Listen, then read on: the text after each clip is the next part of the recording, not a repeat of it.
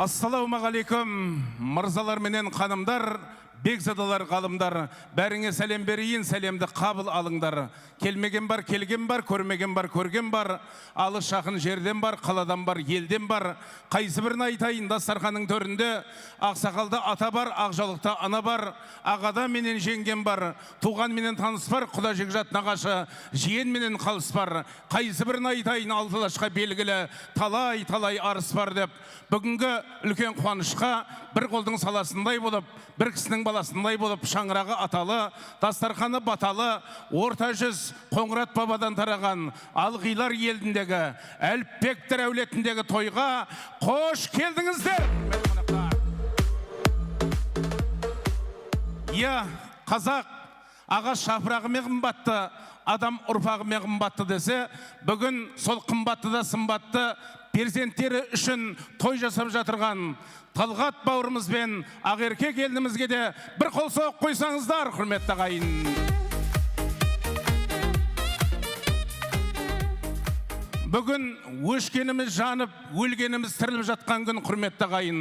Базарда мың адам бар, әркім сүйгеніне сәлем береді дегендей, біздің сәлеміміз зеу. Талай қуаныш, талай жақсылықтың басылғасында жүрген, тек қана бір өкініштісі Серік ағамыз жоқ. Ордан аунап түсіп жатқан шығар, сол кісінің немересі бүгін мінекей атқа қонғалы жатыр.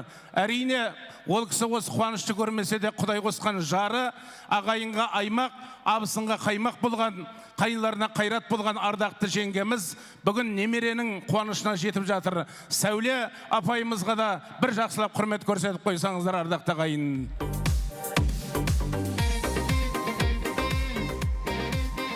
Бала деген дем беретін қуатың, бала деген күн мен айың туатын, бала деген мөлдіреген бұлағың, бала деген басыңдағы шырағың деп, бүгін Мадиярдай ұлымызға жасалып жатқан сүндет той. Я, сүндет деген таза жол деген мағынаны білдіреді.